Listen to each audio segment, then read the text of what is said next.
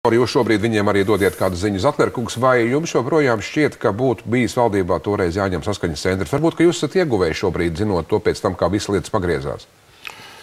Pirmkārt, tik precīzi prognozēt nākotnē nevar, bet mana pārliecība ir, ka pēc katrām vēlēšanām, kad partijām ir tieši vēlētāju mandāts, ir jārunā ar visām politiskajām partijām, kas ir ievēlētas Saeimā, un jāizveido optimāli labākā un ilgspējīgākā valdība.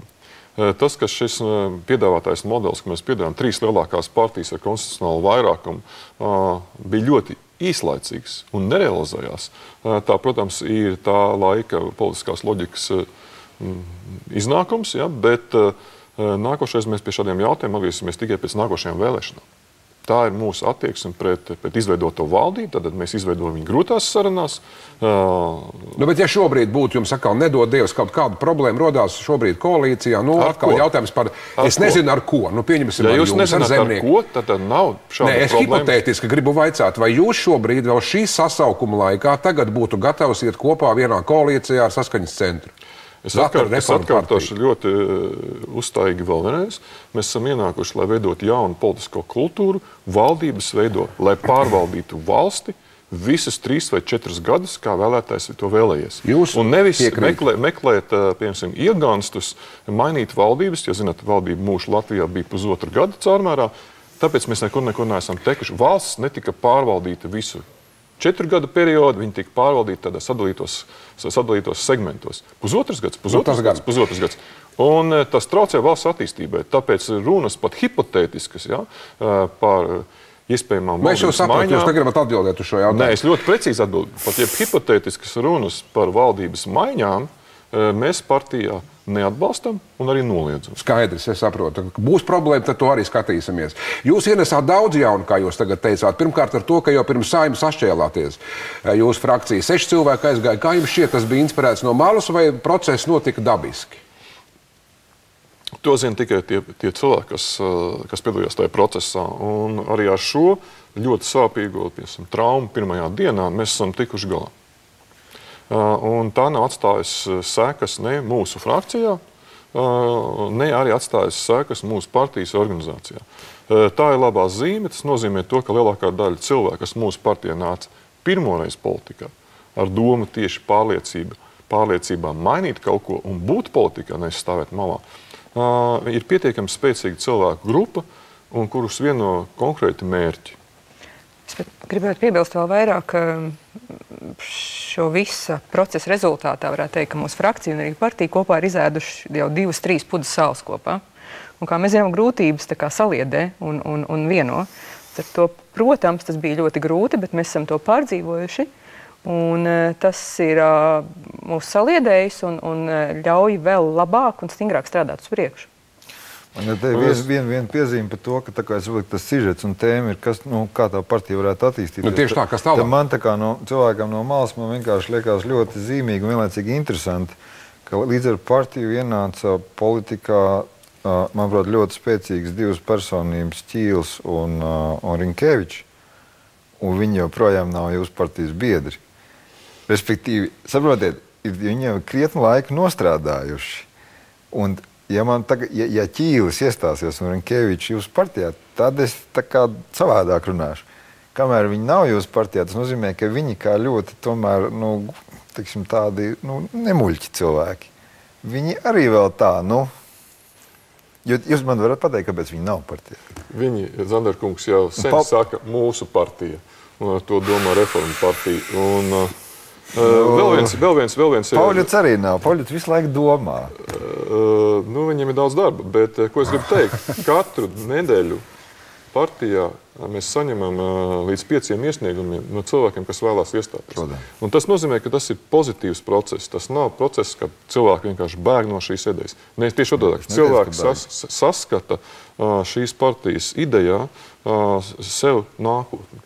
Bet jums neliekas, ka tas ir dīvaini, ka joprojām 3 ministri, kas ir deleģēti no jūsu partijas, joprojām viņiem visu laiku ir nenormāli daudz darba, viņi nevar uzrakstīt iesniegumu, parakstīties, un viņi nevar izšķirties un nav iestājušies. Es domāju, ka viņi nevar izšķirties. Pajautāju to viņam nākošajā intervijā. Mēs jau Pauļu tur šajā citā studijā to pajautājām. Viņš šeit, ka nav aktuāli tas.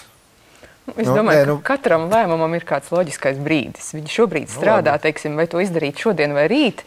Ir jābūt kaut kādam likumsakarīgam brīdim katrā brīdī. Un es domāju, ka personīgi ceru, ka vismaz 2 no šiem 3 ministriem iestāsimies. Es saku, ceru par 3. Jā, es varbūt pat arī, teiksim, savu ļoti tuvu kolēģi un uzraušanātos teikt arī draugu Robertu Ķīlu. Mēs zinām, ka viņš allaži ir teicis, ka vienkārši politiskās partijā tieši iestāties ir zināmā mērā par viņu kā filozofu būtību. Bet varbūt mums pat izdevosties zināmā mērā transformēt viņu filozofisko to pamatu. Bet tas galvenais ir, ka viņš ir mūsu ministrs un patiešām par ZRP runā mēs formā. Es domāju, ka tas ir pats galvenais, ka mūsu valdība pirmo reizi ir ieguvusi ministru ar Cambridge doktora grādu, kas fantastiski šobrīd vada nepieciešamās pārmaiņas izglītībā. Tas ir pienesums, kas ir daudz vērtīgāks par biedra kartes numuru. Tad, protams, tas, ko man interesē, tas, ko Egils cižetā pieteica, par to stāstu par iespējamo partijas nosaukumu maiņu, bet es gan domāju, ka tas drusku ir tāds sekundārs jautājums, bet tas ir jautājums, cik jūs audzējat jaunus līderus, jo, piemēram, skaidrs, ka ņemot vērā, kā saskaņas centrs ir sašmucējies, piedodiet, zināmā, arī turklāt, es domāju, pragmātisko Krievu acīs. Tad, piemēram, Slavs Dombrovskis, no tāda viedokļa, viņš izskatās absolūti adekvāts, un, teiksim, kā cilvēks, kurš varētu runāt ar krieviem. Bet jautājums, cik ilgi Slavs Dombrovskis būs Slavs Dombrovskis, un Zatlerkungs ir Zatlerkungs, jā? Tā. Un kurā brīdī notiek kaut kāda līderu maiņa? Man ir pilnīgi skaidrība, kā tas process attīstīsies.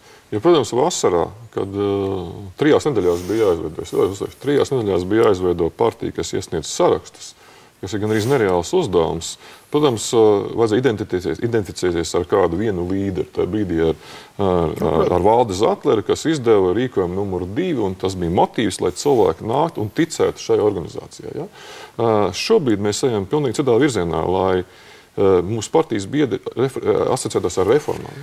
Tad to, ka viņi ir par progresu, viņi ir par Latvijas nākotni un ilgstermiņa attīstību.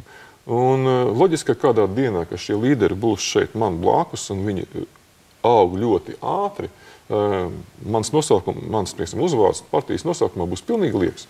Kurā dienā tas notiks, to, protams, ir grūti prognozēt, bet, ja mēs atceramies, pat visas spēcīgākās partijas Latvijā, kas bija fokusētas uz vienu spēcīgu līderi, ir bankrotējušas.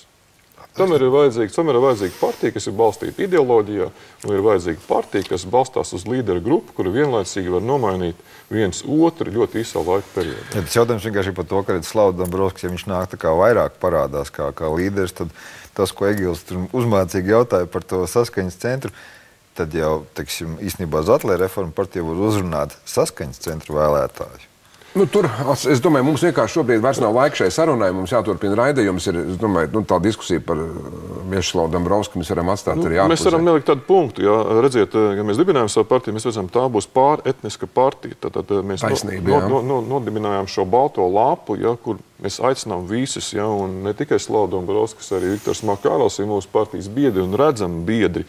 Un mēs nerunājam par tādu sadarbību, varbūt, kā jūs teicāt, ar kādu konkrētu partiju, bet runājam par to, ka mēs sadarbojamies ar jebkuru etniskas grupas cilvēku grupu, kuri vēlās darboties politikā Latvijas. Un šeit mēs redzam kādu citu tendenci, kad mazākumtautībām ir daudz zemāka interese, ja, darboties politikā. Aktīvi darboties politikā. Un tas ir jāmaina, un tas ir tas, ko mūsu partija piedāvā. Jūs arī pats iezīmējāt diezgan daudz paši, jūs iezīmējāt, kas partijai būtu vēl jādara. Tas nozīmē, ka jūs, es pieņemu, ka jūs apzināties, kādi jums arī trūkumi, par kuriem mēs neko daudz arī nerunājām, pašiem jums nelikām tos uzrādīt. Es gribu teikt jums paldies, ka atnācāt šovakar uz studiju. Mēs arī skatītājiem sakām paldies, ka piedalījāties ar saviem jautājumiem.